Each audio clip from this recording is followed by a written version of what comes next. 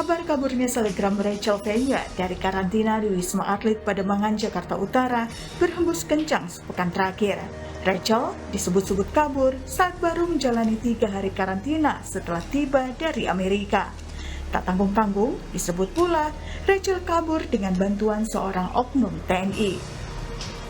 Konten saja tindakan Rachel tersebut menuai respon berbagai pihak.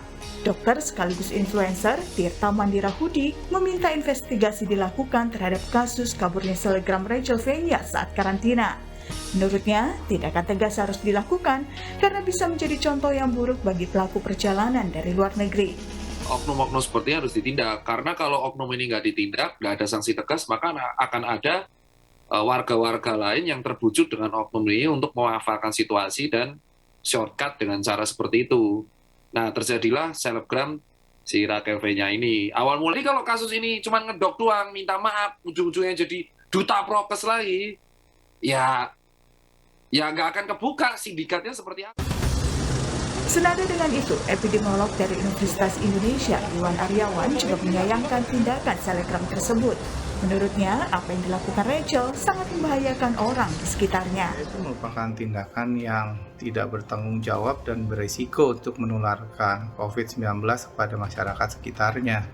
Nah, padahal aturan karantina itu kan sudah dibuat secara hati-hati supaya tidak ada penularan dari pelaku perjalanan internasional, dan juga sudah dipertimbangkan kenyamanan dari pelaku perjalanan. Kita tahu bahwa aturannya direvisi dari 14 hari kemudian menjadi 8 hari dan menjadi 5 hari, dan itu sudah seharusnya diikuti oleh pelaku perjalanan internasional, tidak peduli siapapun dia.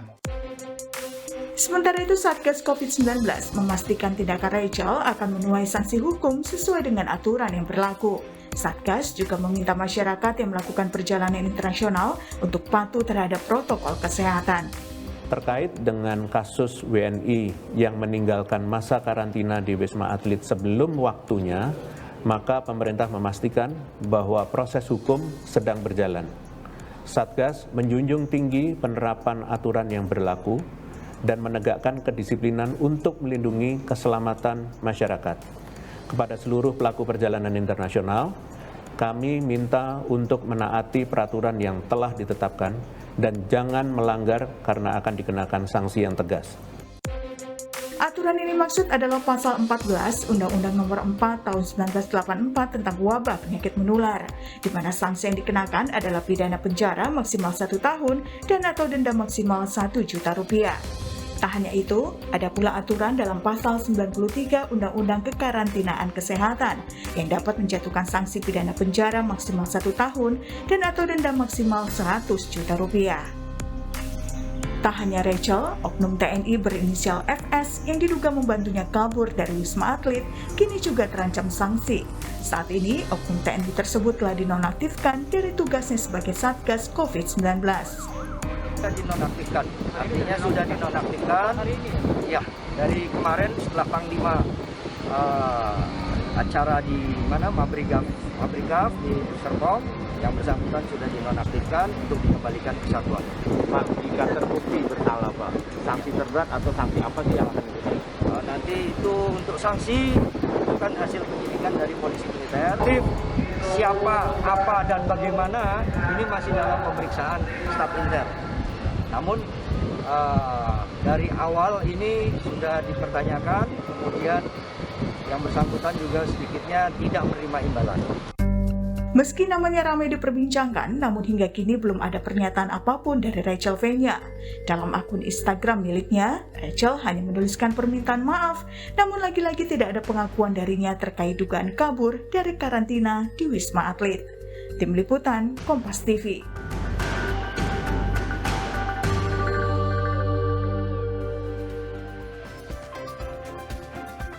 Saudara, kasus kaburnya selebgram Rachel Fenya dari karantina di Wisma Atlet Pademangan menimbulkan ironi di tengah usaha mencegah penyebaran COVID-19 di tanah air. Rachel disebut-sebut kabur saat menjalani karantina usai pulang dari Amerika Serikat. Seperti apa sebenarnya pengawasan karantina terhadap pelaku perjalanan dari luar negeri? Kita langsung bahas bersama Kepala Bidang Komunikasi Publik Satgas COVID-19, Pak Heri Trianto. Pak Heri, selamat pagi. Selamat pagi Mas Riana, salam sehat.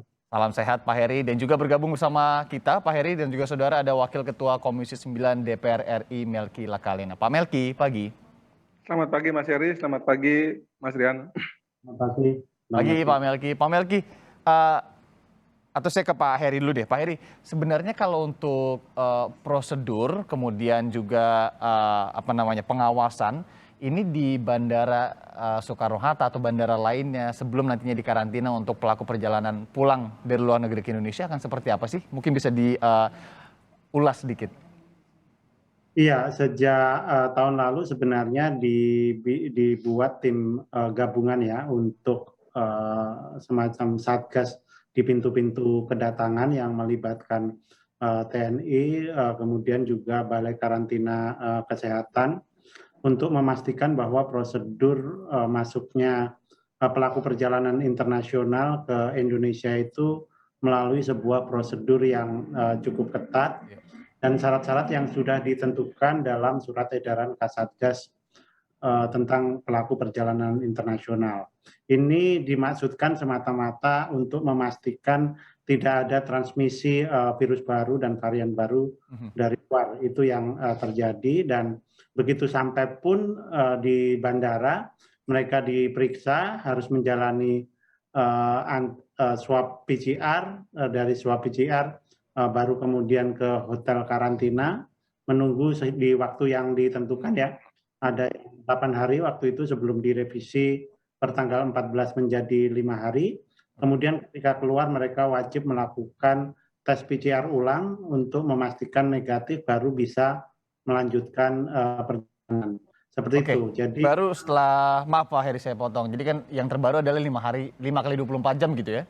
Nanti di akhir di PCR lagi sebelum kembali ke ke rumahnya atau kemanapun lanjutan perjalanan begitu ya. Tapi kalau untuk kasus yang saat ini Pak Heri, informasi terakhir sudah seperti apa penanganannya begitu?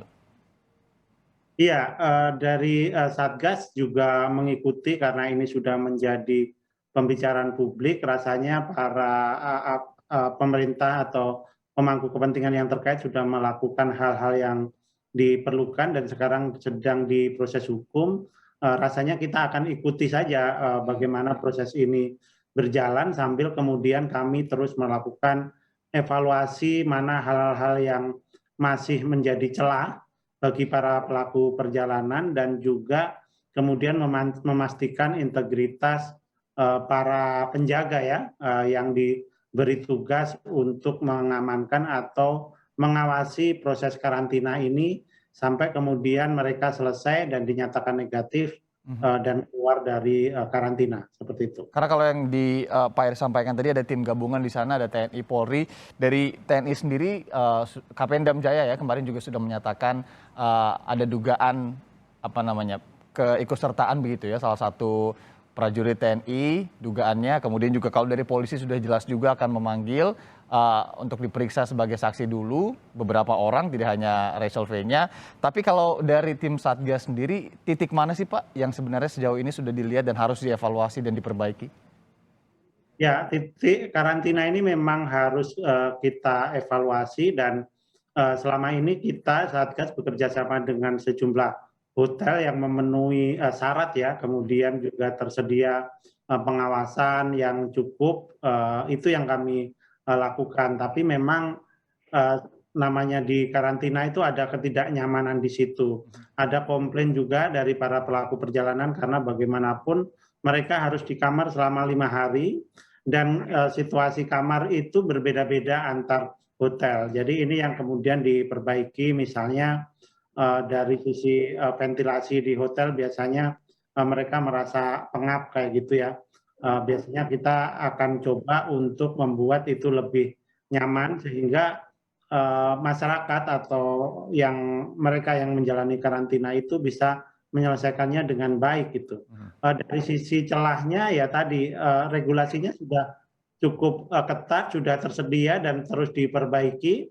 Tetapi kalau memang ada niat untuk mengakalinya, mungkin akan selalu ada jalan. Tetapi rasanya dengan semakin ketatnya juga ya pengawasan publik, rasanya aparat maupun Satgas yang terlibat di sana tidak akan main-main dengan situasi ini.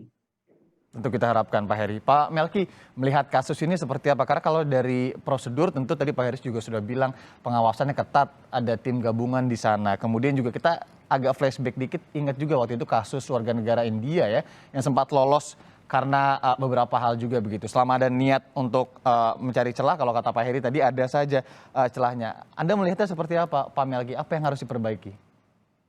Ya, terkait dengan kasus Rahel ini, semacam mengingatkan kita bahwa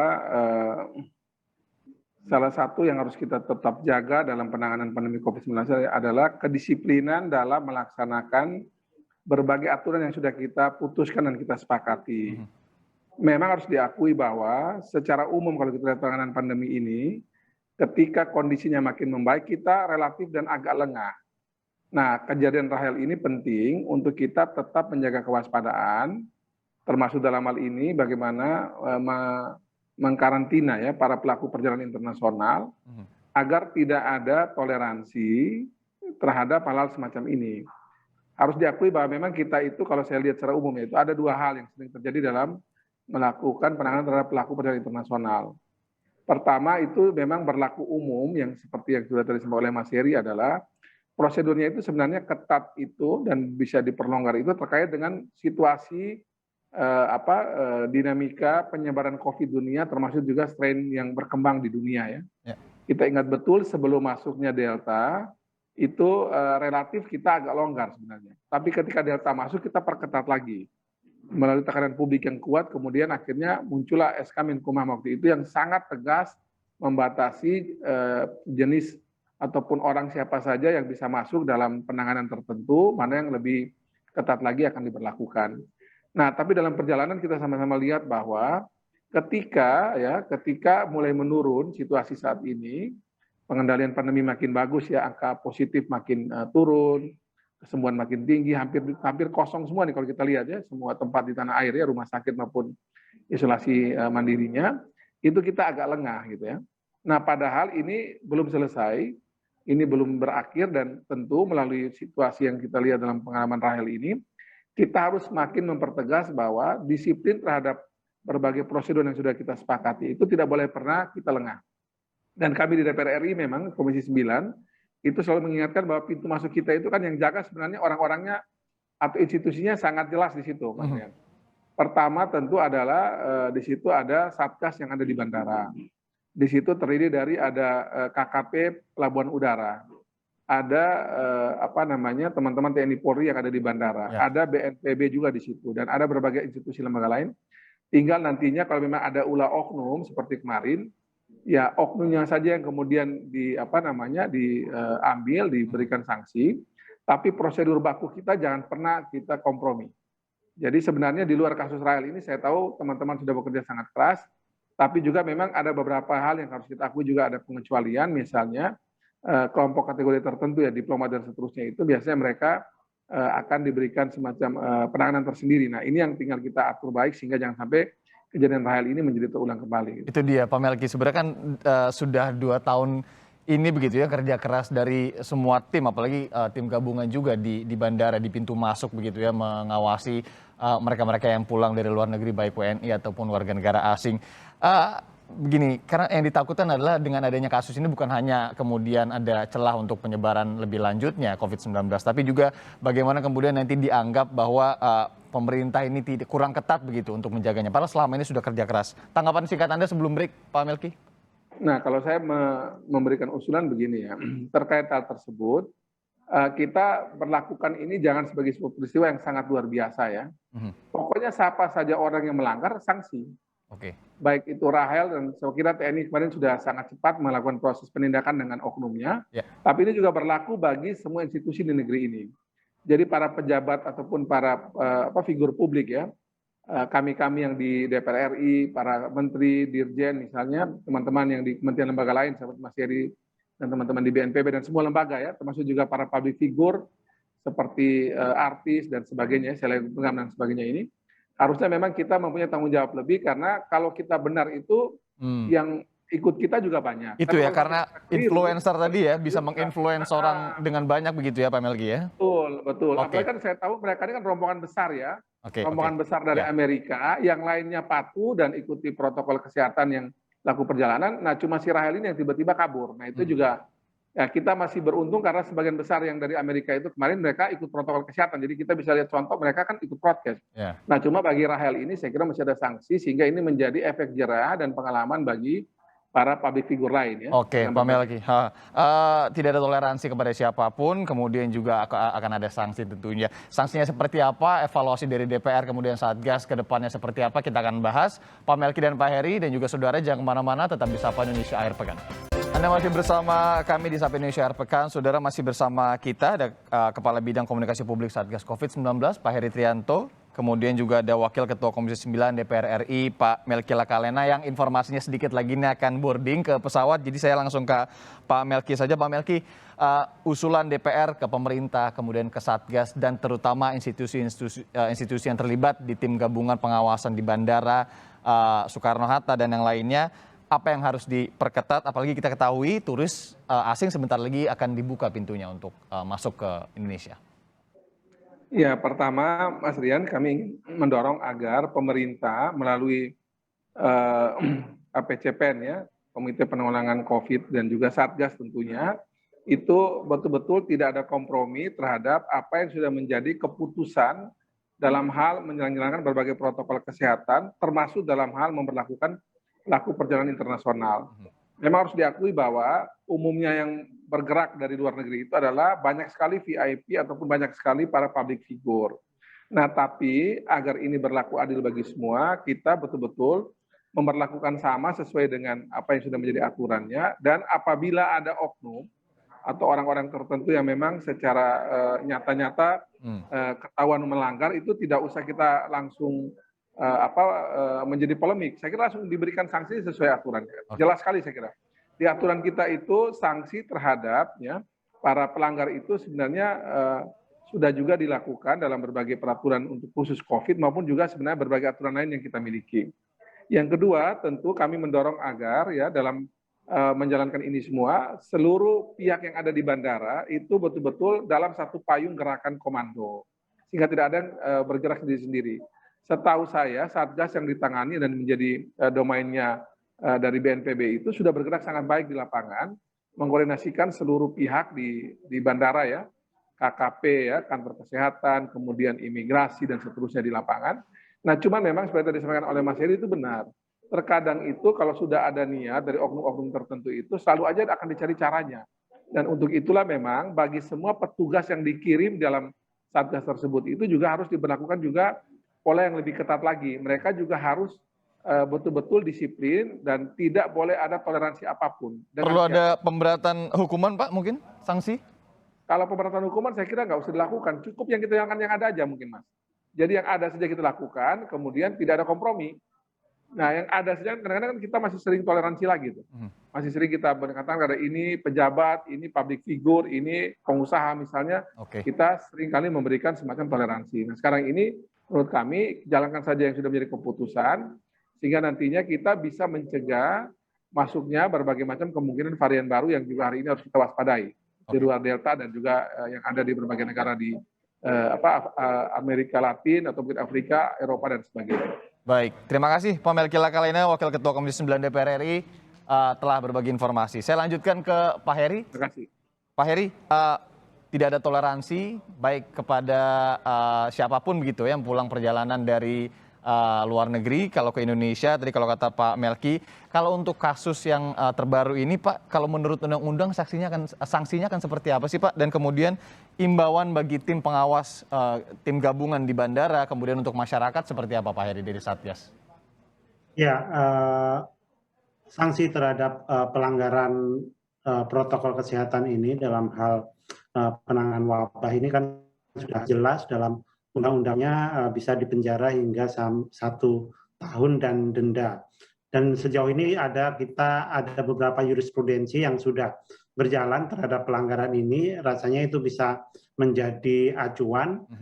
Sembari kami juga di Satgas ini terus melakukan evaluasi yang diperlukan untuk menutup semua celah dan memastikan bahwa tidak ada kompromi bagi siapapun pelaku perjalanan internasional yang masuk untuk menjalani prosedur-prosedur yang ditentukan. Tentu saja memang ketika kasus menurun, kami menangkap kepatuhan dan kedisiplinan ini ikut-ikutan menurun. Jadi siklusnya selalu seperti itu, Mas Rian.